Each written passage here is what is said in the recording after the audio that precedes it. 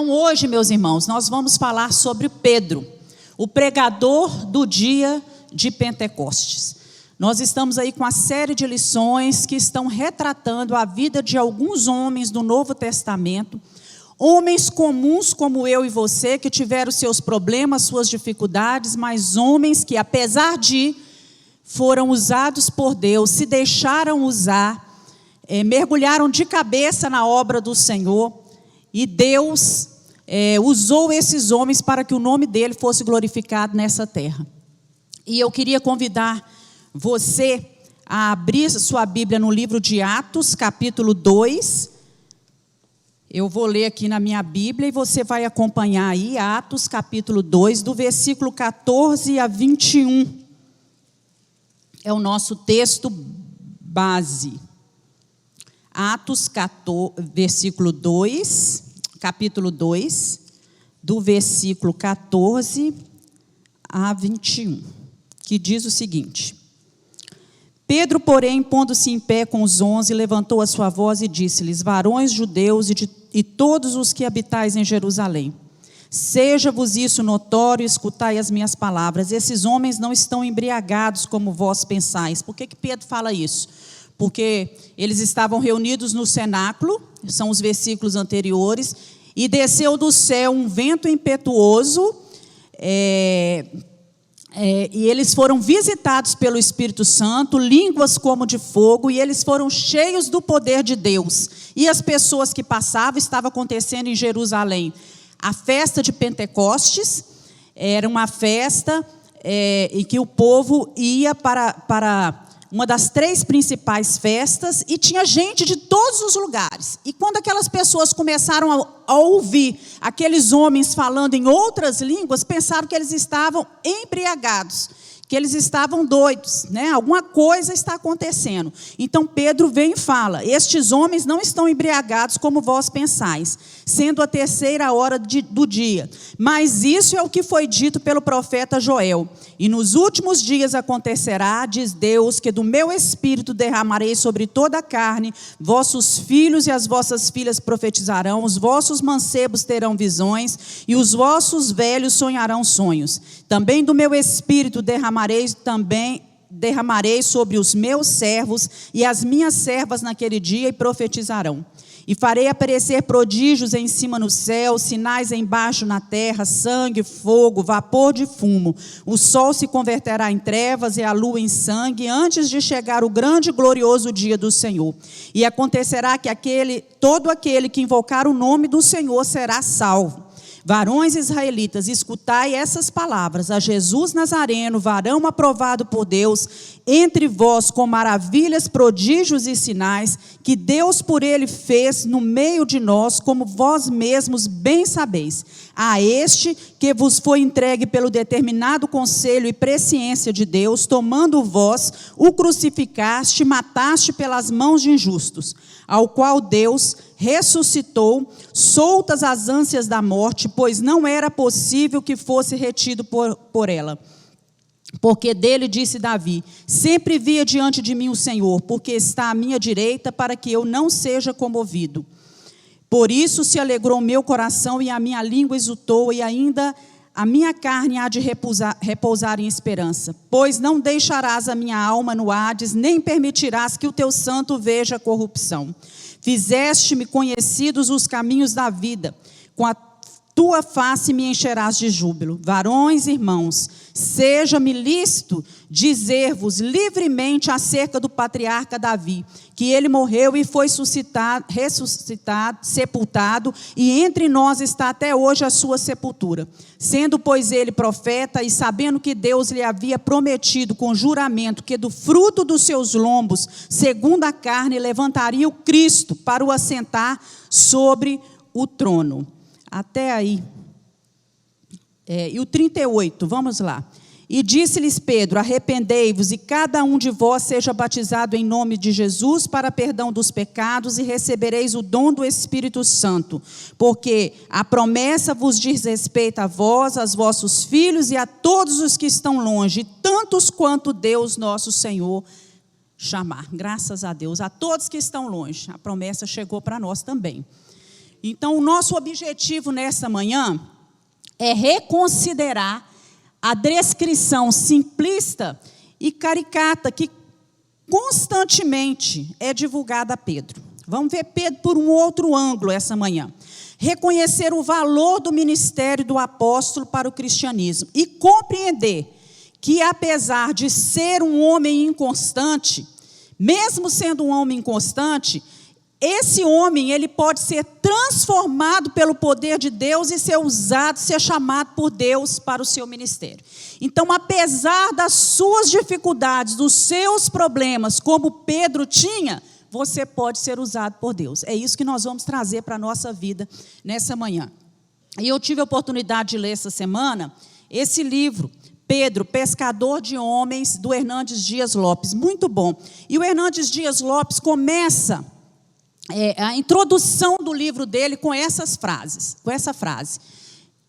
Pedro é o personagem mais contraditório da história. Com a mesma velocidade que avançava rumo à devoção mais fiel, dava marcha ré e tropeçava em suas próprias palavras. Pedro é o nosso fiel retrato. Seu sangue corre em nossas veias. Temos o DNA de Pedro. Oscilamos também entre a devoção e a apostasia. Falamos coisas lindas para Deus e depois tropeçamos em nossa língua. Prometemos inabalável fidelidade e depois revelamos vergonhosa covardia. Revelamos uma fé robusta no momento e em seguida naufragamos nas águas revoltas da incredulidade. É isso que somos, Pedro. Então, todos nós temos algumas características do apóstolo Pedro.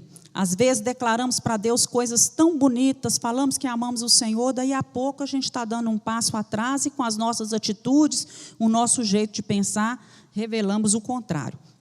Então vamos ver um pouquinho sobre Pedro. Pedro nasceu na cidade de Betsaida, aqui bem pertinho, às margens do mar de Genezaré ou do mar da Galileia. E essa cidade foi também o local onde nasceram outros dos apóstolos. Nós vamos ver isso aí mais adiante. E nós vamos ler agora, queria que você fosse lá para a sua Bíblia, João 1, 40 a 44. Era André,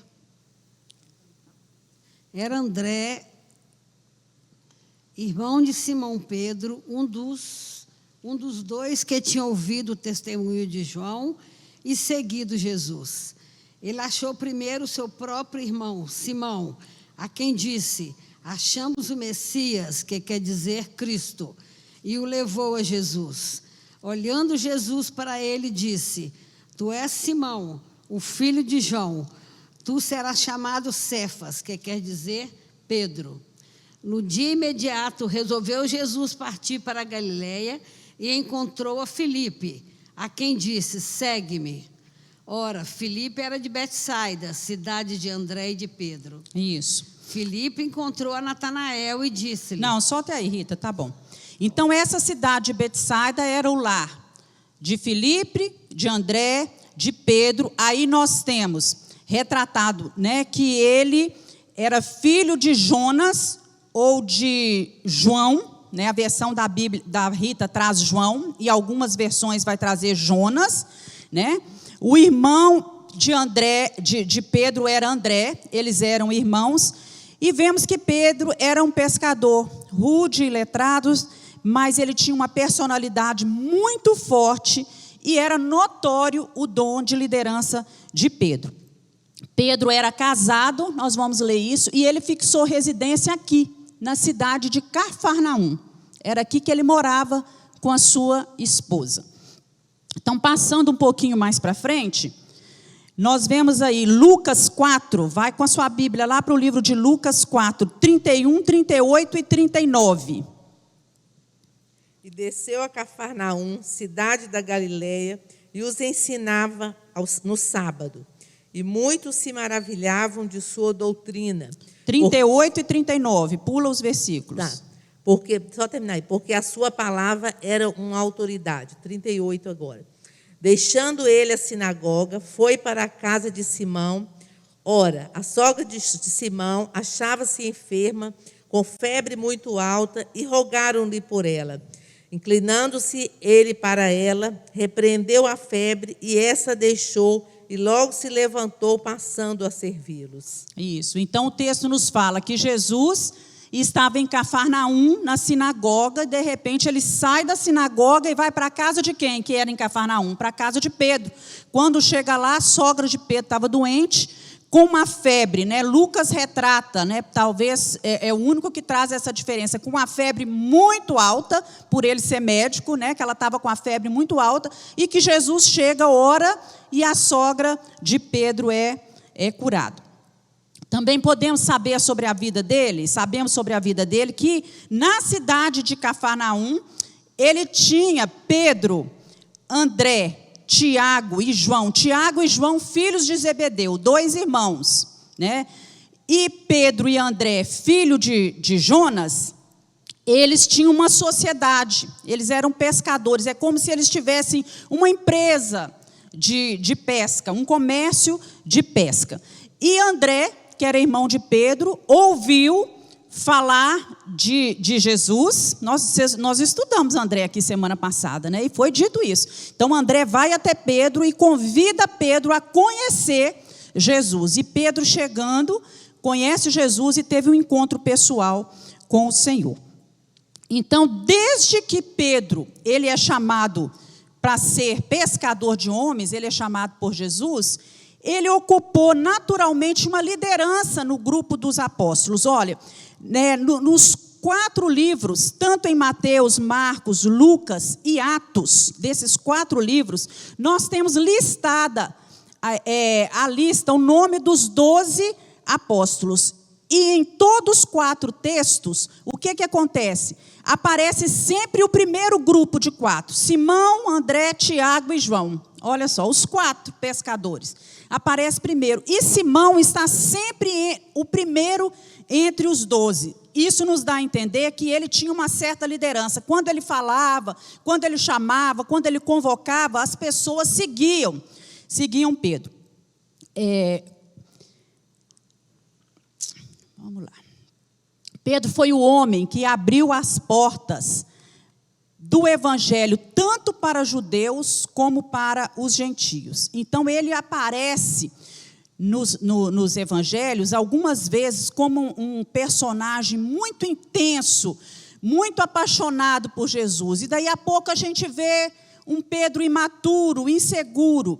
E apesar dessas limitações que foram impostas pelo pecado da condição humana, porque todos nós somos pecadores, ele era um homem verdadeiramente devotado, apaixonado por Jesus. Então, nessa lição, nós vamos nos concentrar o que a palavra diz, algumas coisas sobre ele. Então, nós vamos usar informações do livro de Atos, informações das 2 epístolas que o próprio Pedro escreveu. Então, vamos ver um pouquinho aqui sobre a mudança do nome dele. O nome Simão era um nome muito comum na época. E nós vemos aí, olha, que aquele que ouve, o ouvinte, tem origem no Simão, no hebraico, e também deu origem ao homem Simeão, ao nome Simeão. Então, nós vemos que só nos evangelhos, só nos 4 evangelhos, nós temos 7 Simões. E 2 desses Simões, eles aparecem entre o grupo dos 12. Nós temos Simão Pedro, e temos também no grupo dos 12 discípulos, Simão o Zelote. O nome completo do Simão que nós estamos estudando era Simão Bar-Jonas. Vamos ler isso aí em Mateus 16, 17? Que diz o seguinte: E Jesus respondendo disse-lhe: Bem-aventurado és tu, Simão Bar-Jonas, que significa Simão, filho de Jonas. Essa palavrinha bar, ela é um prefixo, que no hebraico significa filho de. Então, nós vemos, por exemplo, Bartimeu, o cego. Ele não chamava Bartimeu, o bar significava filho de. Então, aquele que era filho de Timeu. Bar-Rabás. Abás, Aba, é pai. Bar, filho de, aquele que é filho do pai, né? Elimas, né? Ele era filho de Bar Jesus, filho de Jesus, né? Que era, não era o Jesus, não, é outro Jesus que era um mago, né? Vocês conhecem essa história. Assim, nós vemos aí na Bíblia, vamos lá para João 21, 15 e 17, que prova isso, olha. E depois de terem jantado, disse a Jesus a Simão Pedro: Simão, filho de Jonas, olha, ama-me mais do que a esse? Então, num texto ele é chamado de Bar Jonas, no outro ele já é chamado de filho de Jonas. Então, o Senhor Jesus vem e dá um novo nome para Simão, né? E aí em Lucas 6, versículo 14, nós temos assim o texto: Simão, a quem acrescentou o nome de Pedro. Então, essas palavras escolhidas aí são muito importantes, porque Jesus não deu para ele simplesmente um novo nome para ser usado no lugar do antigo, não. Jesus acrescentou um nome, o nome de Pedro. Então, algumas vezes na Bíblia, você vai ver Simão sendo chamado apenas de Simão. Daí a pouco você vê ele chamado de Pedro. E ora você vê ele sendo chamado de Simão Pedro, né? Então, quando a gente vê, é a mesma pessoa. Então, Pedro era como se fosse assim, um apelido. A palavra Pedro significava rocha. Vem de Petros, que é uma palavra grega para um pedaço de rocha, uma pedra. E o mesmo termo é equivalente no aramaico à palavra Cefas. Então, em algumas vezes a gente vê Pedro sendo chamado de Cefas, mas Cefas é Pedro no aramaico. Vamos abrir 1 Coríntios 1, 12, que vocês vão ver aí Pedro sendo chamado de Cefa. 1 Coríntios 1, versículo 12. Quero dizer com isso que cada um de vós diz: eu sou de Paulo, eu sou de Apolo, eu sou de Cefas e eu de Cristo. Então aí os homens estavam brigando, criando divisão dentro da igreja, porque cada um falava que servia uma pessoa, que um era melhor que o outro. Eu sou do Apolo, eu sou de Pedro, que é Cefas, né? Eu sou de Cristo e tudo mais.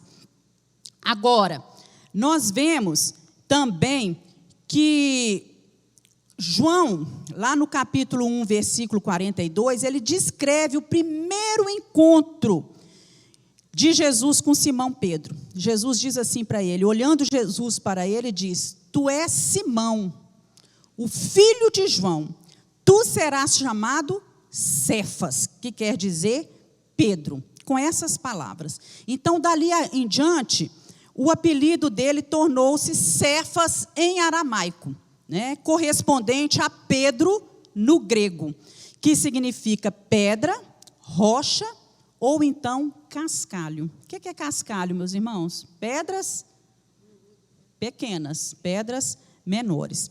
E esse apelido era muito significativo. Eu creio que Jesus teve uma razão muito específica para escolher esse apelido para Pedro, né? Para Simão. Então, Simão era, por natureza, ele era impetuoso, ele era inconstante, muitas vezes inconfiável, ele fazia grandes promessas que ele não poderia cumprir.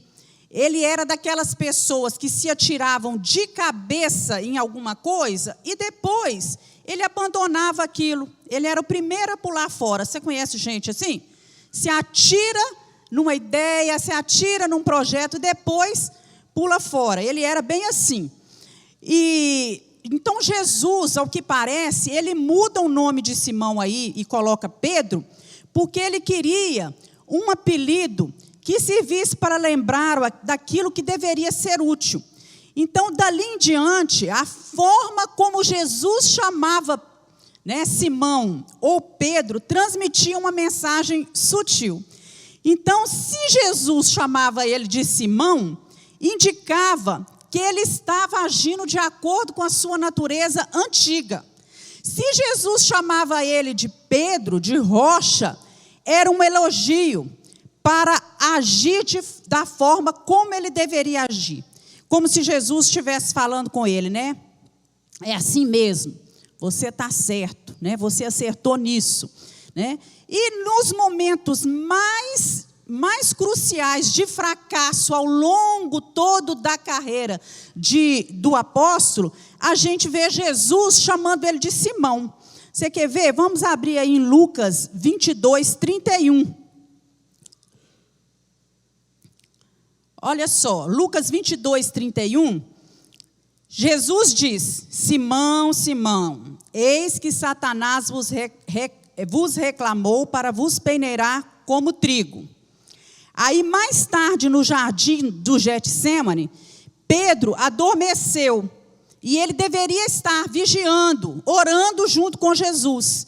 E então, Marcos escreve, né, lá em Marcos 14, versículo 37 a 38. Voltando-se Jesus, achou-o dormindo e disse a Pedro: Simão, tu dormes? Olha só, Jesus está falando aí, chamando ele agora de Simão.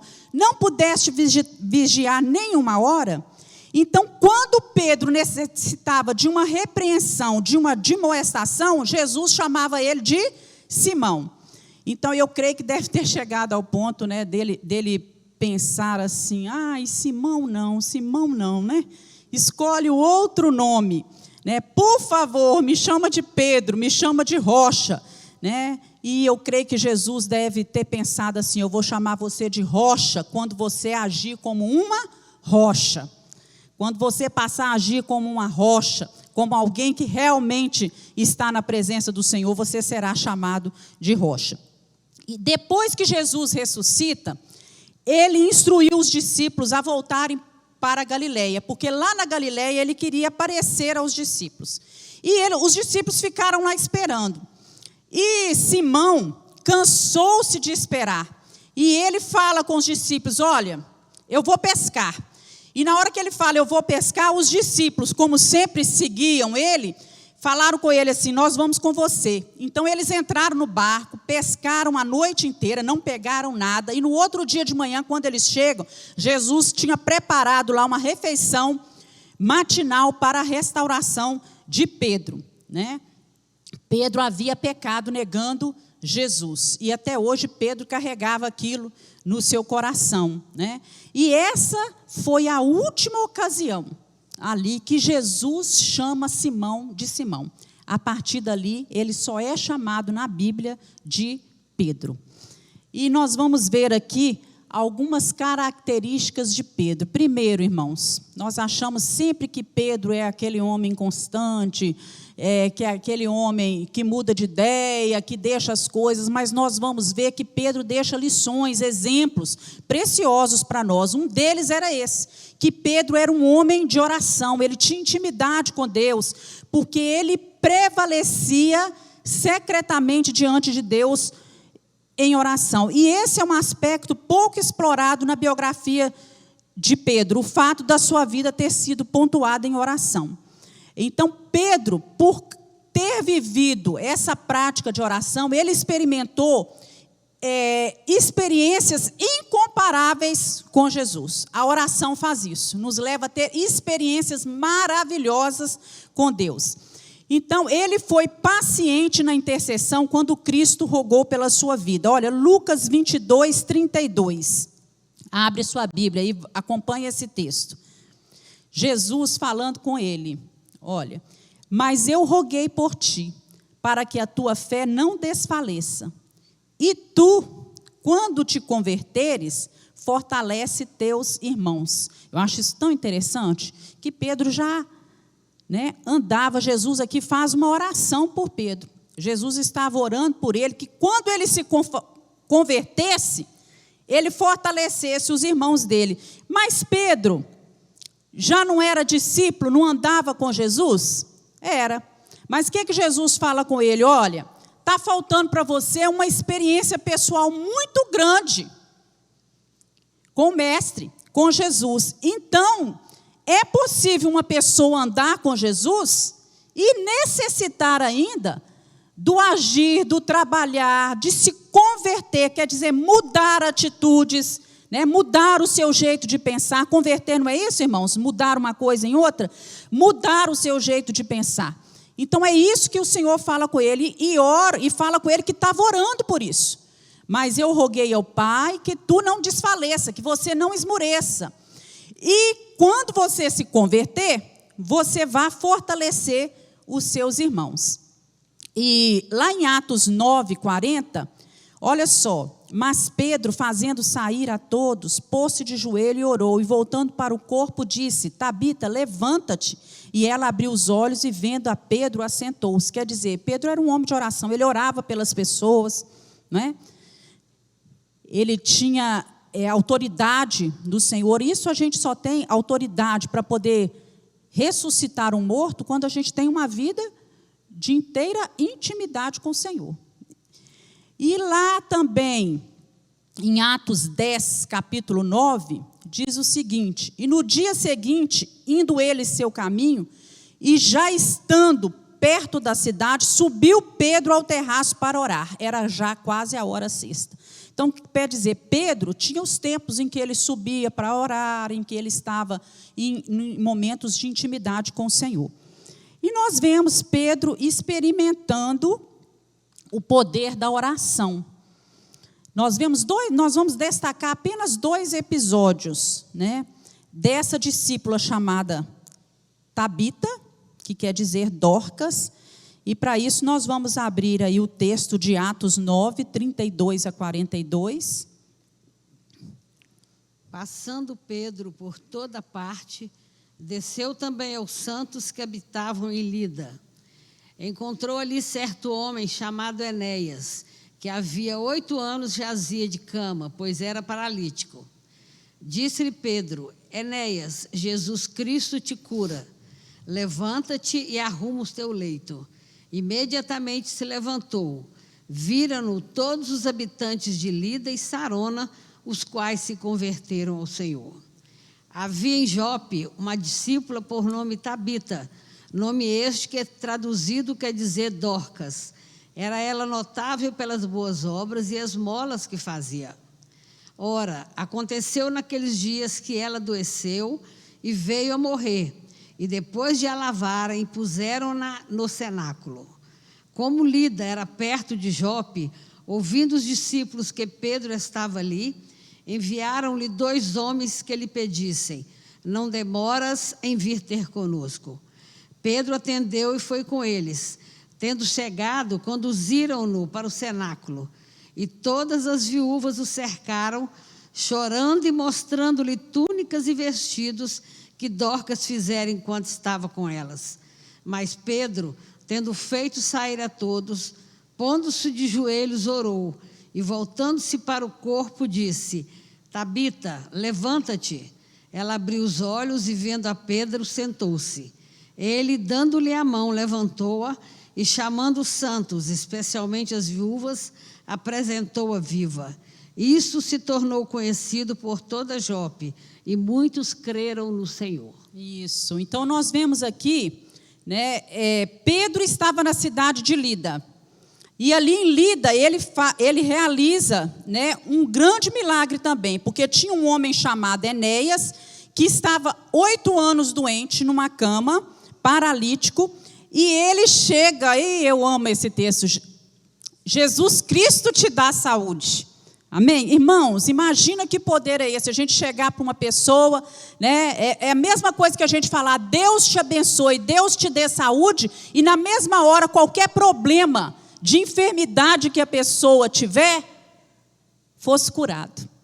Então, Pedro se aproxima de Enéas e fala: Jesus Cristo te dá saúde, levanta dessa cama, pega essa cama sua e anda, né?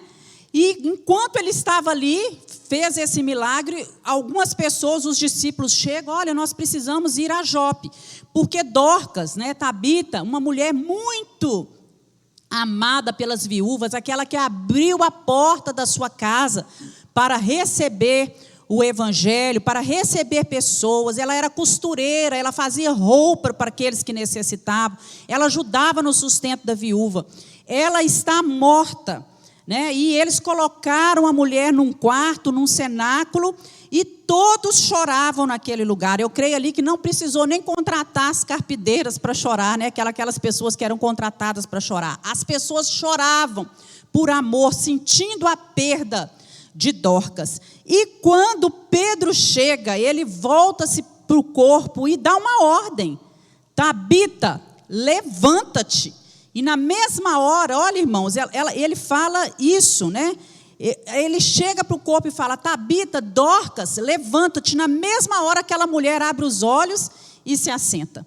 Então, Pedro, através do poder da oração, da intimidade que ele tinha com Deus, ele tinha esse poder no nome de Jesus, essa autoridade que vinha de Deus, do Espírito Santo de Deus, para poder falar: levanta, pega a sua cama, levanta, né, da morte, né, e vem para a vida. Vemos também um homem, um varão, por nome Cornélio. Pedro estava na casa, também em Jope, na casa de Simão, o curtidor.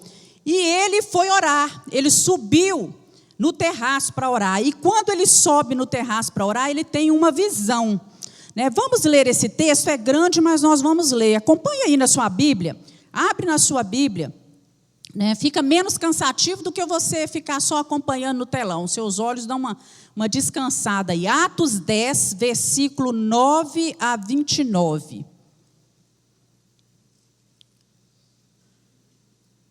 Abriram aí? Então vamos lá. E no dia seguinte, indo ele seu caminho, e já estando perto da cidade, subiu Pedro ao terraço para orar, quase a hora sexta. E tendo fome, quis comer.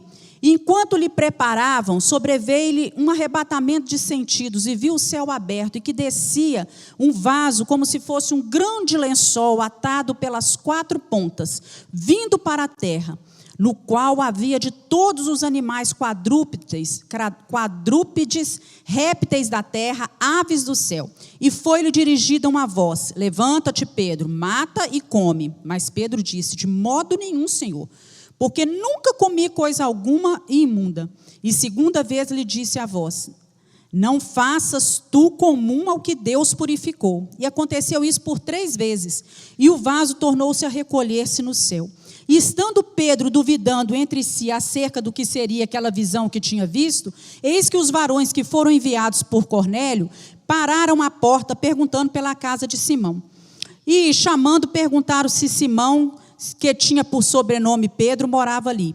E pensando Pedro naquela visão, disse-lhe o Espírito: eis que 3 varões te buscam, levanta-te, desce, vai com eles, não duvidando, porque fui eu quem os enviei.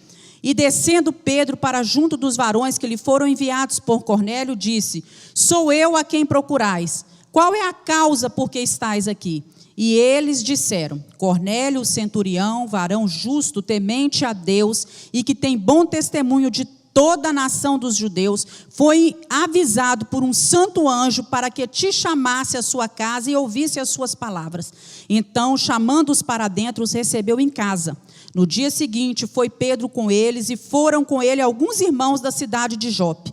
E no dia imediato chegaram a Cesareia. Cornélio os estava esperando, tendo já convidado seus parentes e amigos mais íntimos.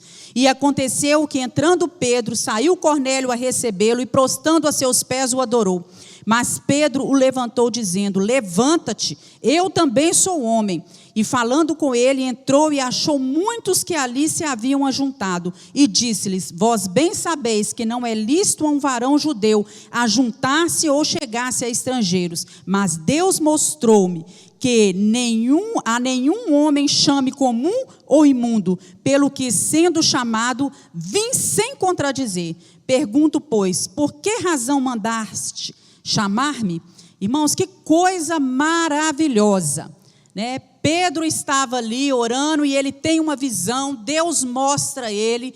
Quando nós estamos em oração, Deus fala conosco, Deus abre os nossos olhos espirituais para que a gente possa ver coisas que a gente não vê, para que a gente entenda coisas que a gente não conseguiu entender até então. E quando ele tem essa visão do lençol descendo com aqueles animais que eram considerados para os judeus impuros, Uma voz fala com ele, mata e come. Ele fala, não posso comer. Lá no livro de Levítico tem as leis.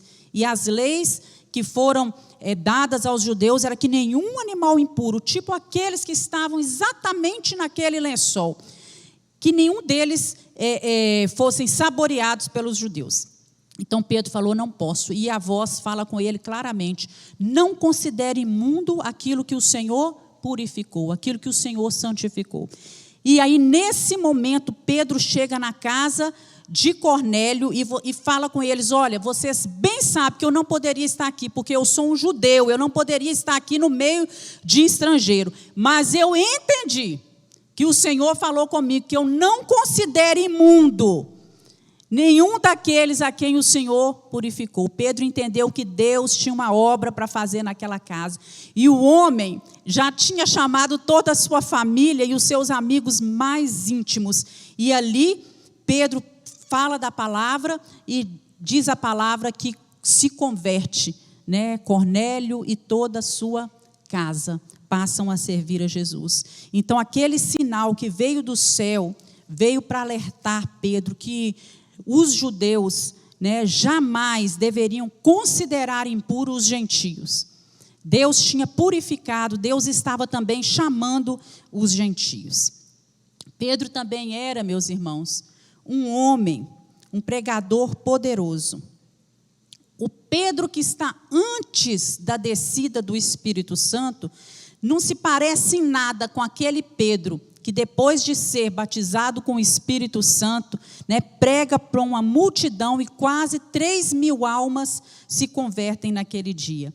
Então, lá em Mateus 14, 30, 31, nós vemos Pedro, olha, antes, mas sentindo o vento forte, teve medo, e começando a ir para o fundo, clamou dizendo, Senhor, me salva.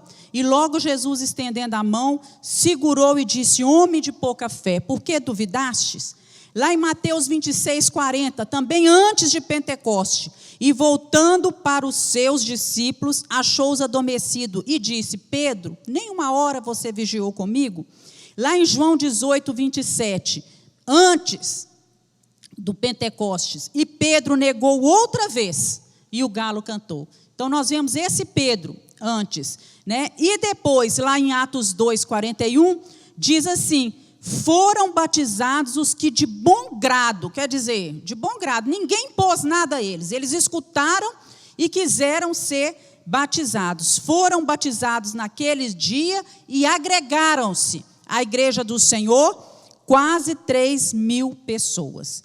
Então, Pedro nunca mais ele foi o mesmo depois de 2 acontecimentos na sua vida. O primeiro é quando André leva Pedro a Jesus. O segundo é quando Pedro recebe o batismo com o Espírito Santo, a unção do Espírito Santo no dia de Pentecostes. A gente entende que a partir desse dia, as dificuldades que eram imputadas por causa do seu temperamento, ele era um homem colérico, explosivo, que falava aquilo que vinha à mente, que pensava.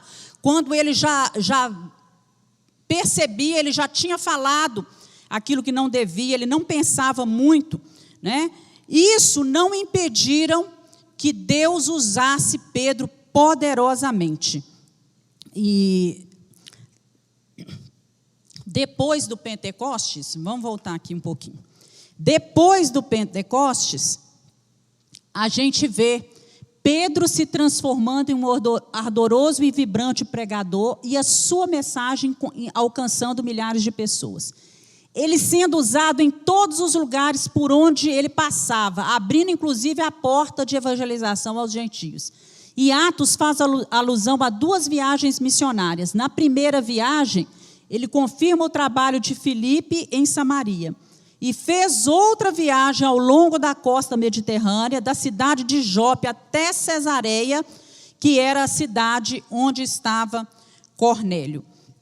Na mensagem de Pedro, quando ele prega no dia de Pentecostes, a gente vê Pedro usando um texto do Antigo Testamento. Abre sua Bíblia lá em Joel. Ele começa a sua mensagem usando esse texto em Joel 2, 28 a 32. Vamos ler? E acontecerá depois que derramarei o meu espírito sobre toda a carne. Vossos filhos e vossas filhas profetizarão. Vossos velhos sonharão e vossos jovens terão visões. Até sobre os servos e sobre as servas derramarei o meu espírito naqueles dias. Mostrarei prodígios no céu e na terra, sangue, fogo e colunas de fumaça. O sol se converterá em trevas e a lua em sangue, antes que venha o grande e terrível dia do Senhor. E acontecerá que todo aquele que invocar o nome do Senhor será salvo, porque no Monte Sião e em Jerusalém estarão os que forem salvos, como o Senhor prometeu. E entre os sobreviventes, aquele que o Senhor chamar. Joel era um profeta lá do Antigo Testamento. O Antigo Testamento tinha uma importância, né, sem fim para os judeus. Então, Pedro, né, com astúcia, com sabedoria, ele começa a sua mensagem usando um texto que chamaria atenção, que daria veracidade, que traria interesse dos judeus à sua palavra. Porque lá em Atos 16, 17, ele começa a pregar, né, nós lemos esse texto, só que ele acrescenta algumas palavrinhas, ele acrescenta nos últimos dias. Então, lá em Atos 2, 16 e 17, ele fala assim: mas isso é o que foi dito pelo profeta Joel. E nos últimos dias acontecerá, diz o Senhor. Certo? Então, ele cita esse mesmo texto que Joel pregou. E esse sermão de Pedro, ele permanece até hoje como um modelo, uma fonte de inspiração para os pregadores. Por quê? Ele baseia a sua pregação, a sua palavra em textos do Antigo Testamento, quer dizer, da própria palavra. Ele enfatiza acontecimentos que iriam ainda acontecer. Foi uma pregação ungida, todo mundo ali, você imagina, mais de 3.000 pessoas num lugar, Pedro falando sem microfone, sem nada, mas as pessoas ouvindo. Havia um silêncio naquele lugar, as pessoas ouviam. Aquilo trouxe impacto no coração das pessoas, né? Essa mensagem, ela foi pregada na plenitude do poder do Espírito mesmo, ele estava cheio do Espírito.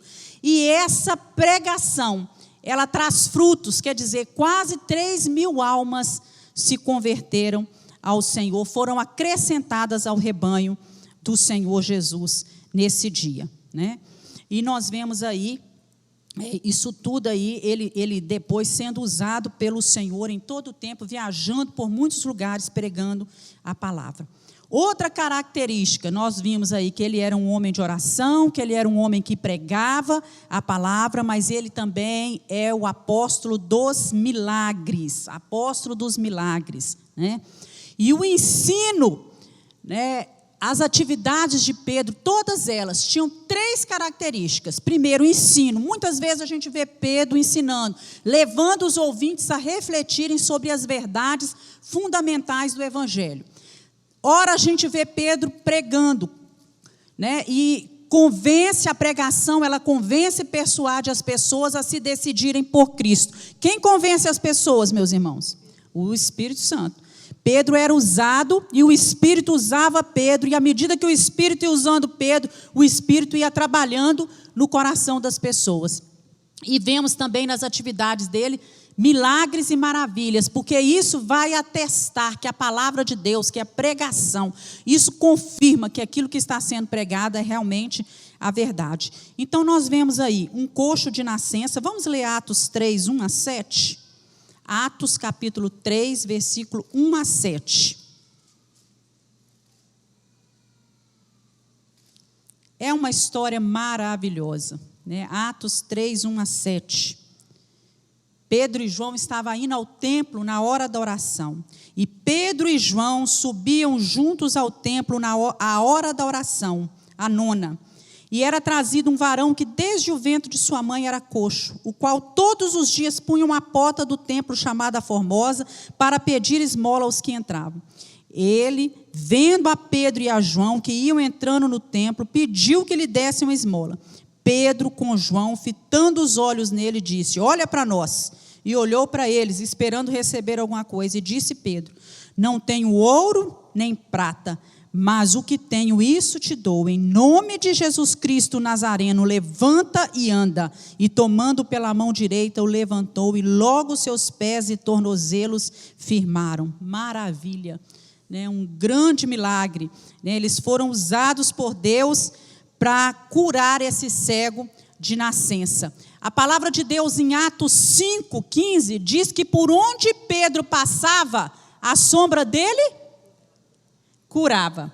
Por onde ele passava, às vezes ele não tinha oportunidade nem se dirigir às pessoas, mas por onde ele passava, Atos 5:15 diz que a sombra dele curava. Ele curou também Enéas, aquele paralítico que a gente já leu o texto lá de Atos capítulo 9. Ele levanta Dorcas da morte. Então, o ministério dele era seguido por sinais e maravilhas. Pedro também era um escritor inspirado. Ele foi inspirado pelo Espírito Santo de Deus a escrever tudo que ele escreveu. Lá em Atos 4, versículo 13, se você abrir sua Bíblia e acompanhar, diz assim: então eles, vendo a ousadia de Pedro e João, informados de que eram homens sem letras e indoutos, se maravilhavam. Quer dizer, a própria palavra confirma isso, que Pedro era um homem sem letras. O que é um homem sem letras? Sem estudo, né? Eles ficaram maravilhados com todas as coisas que Pedro falava, né? E a região da Galileia, onde Pedro nasceu e onde ele veio fixar sua residência, era uma região bilíngue. Todos que moravam ali, acredita-se que falavam 2 idiomas. As pessoas falavam o grego e falavam o aramaico. E Pedro era um pescador em plena atividade, né? Um homem do mar. E nos seus dias, né, com certeza ele falava o aramaico e ele devia falar também o grego, com certeza, né? E por ter estado com Jesus, por ter aprendido com Jesus a expressar, né, com o próprio mestre da comunicação, Pedro vai escrever, né, 2 cartas, né, 2 epístolas, 2 cartas. A primeira foi a primeira epístola de Pedro. Então, os crentes da igreja primitiva, o que estava acontecendo na igreja primitiva, quando Pedro escreve essa primeira carta? Eles estavam experimentando na carne, com a própria vida deles, a tensão que era provocada pela perseguição, né? Desde os primeiros dias em que houve a dispersão, os cristãos estavam sendo perseguidos, né? Nessa época em que Pedro escreve essa epístola, Nero era o imperador, e a ira de Nero era muito grande, estava prestes a explodir, né, em Roma. Então Pedro, com aquele jeitinho pastoral, ele escreve essa carta aos irmãos, aos crentes que estavam na Ásia Menor, com o objetivo de fortalecer esses irmãos, porque eles estavam sofrendo perseguição. E ele vai enfatizar que eles poderiam ter por certo que o sofrimento era algo natural em uma vida dedicada a Deus. Quer dizer, nós podemos ter certeza que se temos a nossa vida dedicada ao Senhor, nós passaremos por provações nessa vida. Às vezes não tanto nesse nível de perseguições, mas outras coisas, né? E ele exortava os cristãos: olha, quando vocês passarem por essas dificuldades, continuem firmes na fé, tenham esperança, tenham uma vida de retidão, né? Diante da maldade que vocês estão enfrentando, né? Vocês continuem firmes e tendo esperança.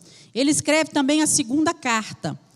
E nessa 2ª carta, ele vem apresentar uma advertência sobre os falsos mestres que estavam surgindo na igreja, daqueles que eram escarnecedores da palavra. Então ele traz aí, né, ele agrupa ensinamentos em 5 temas, só na 2ª carta de Pedro. Ele vai reafirmar a autoridade dos ensinamentos dos apóstolos, O seu ensino vai ajudar os leitores a discernir entre a verdade, né, e o erro. Aquilo que eles ouviam dos falsos mestres, eles teriam condições de discernir melhor se era verdade ou não.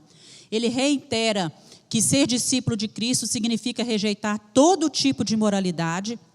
Ele não queria que seus leitores tivessem a mesma arrogância dos falsos mestres que estavam difamando os apóstolos. Ele encoraja os leitores a permanecerem fiéis às verdades da fé e descreve como vai ser o dia do Senhor. E ele encoraja os leitores a serem pacientes, porque Deus, as pessoas estavam impacientes, querendo que Jesus, que o dia do Senhor chegasse naquele momento, que fosse naquele momento.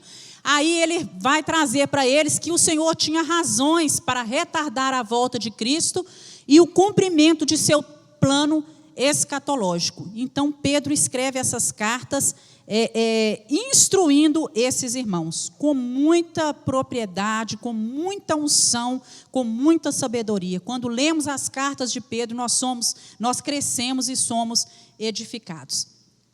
E para concluir, aí nós vamos tirar as lições para a nossa vida, que não devem ser esquecidas jamais, né? É muito lindo a gente ver um Pedro errante, que estava de passagem nessa terra como nós, né, e dedicando a sua vida, né, e a sua morte para glorificar o nome do Senhor. E ele deixa aí para a gente nas lições a importância da oração.